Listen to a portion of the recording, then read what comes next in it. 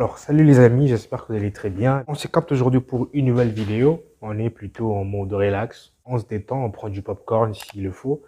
Et c'est parti pour une nouvelle vidéo aujourd'hui, qui est beaucoup plus une vidéo de réflexion. La Russie décide simplement de couper son gaz à l'Europe.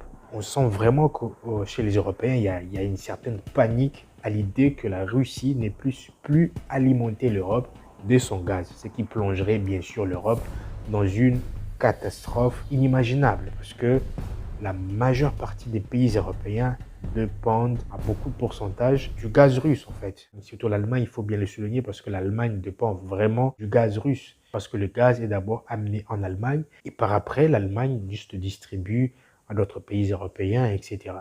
Donc s'il arrivait que la Russie coupait son gaz, en tout cas je pense que l'hiver qui approche sera vraiment très catastrophique pour l'Europe. Toutes ces sanctions européennes qui ont été imposées à la Russie dans le but d'obliger la Russie à pouvoir totalement arrêter la guerre en Ukraine.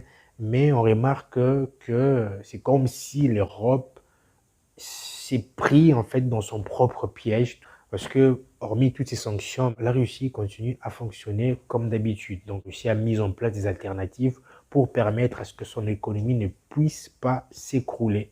Tout simplement parce que je peux dire que l'idée générale des Européens était en sorte de faire souffrir l'économie russe. Ce qu'on remarque, à notre plus grande surprise, c'est l'économie européenne qui est en train de souffrir présentement. Il faut vraiment y penser. Et aussi, il faut savoir que le gaz russe, tout simplement, les Européens qui achètent le gaz russe, généralement, le gaz russe était acheté en euros.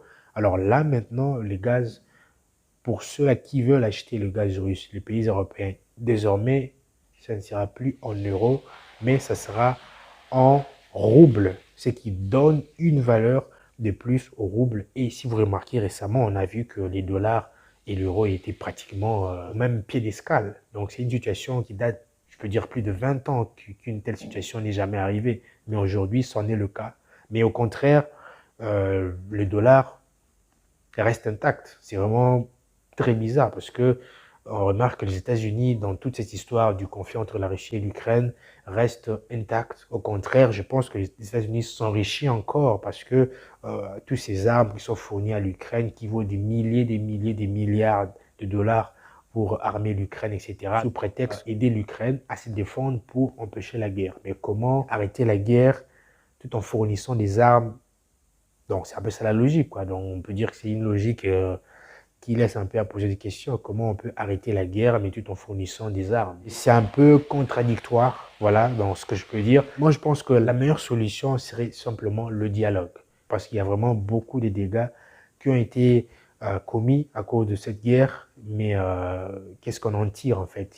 Il n'y a rien de positif qu'on en tire. Donc, l'Europe est en train de souffrir et l'Ukraine souffre aussi, on peut dire comme ça. Donc, il n'y a rien qui est positif à l'intérieur. Même, donc, c'est que souffrance et l'Europe ne fait que s'enfoncer encore de pire en pire, avec bien sûr les hivers difficiles qui s'annoncent. Si la situation continue comme ça, les hivers vraiment seront beaucoup plus difficiles au niveau de l'Europe. Donc voilà, et aussi les États-Unis seraient comme un potentiel fournisseur du gaz aux Européens. Et là aussi, les Européens auront à payer beaucoup plus cher pour s'approvisionner tout simplement en gaz auprès des Américains. Donc moi, je pense dans cette histoire, il y a vraiment quelque chose qui est caché dans cette histoire. Je ne sais pas si vous imaginez un peu, il y a quelque chose qui est caché. Parce que cette guerre est comme si c'était juste, on se sert de cette guerre pour tirer certains profits, certains bénéfices, on pourrait le dire ainsi. Donc on se pose la question, cette guerre, c'est comme si c'était un règlement de compte, on peut le dire, entre les États occidentaux et donc voilà.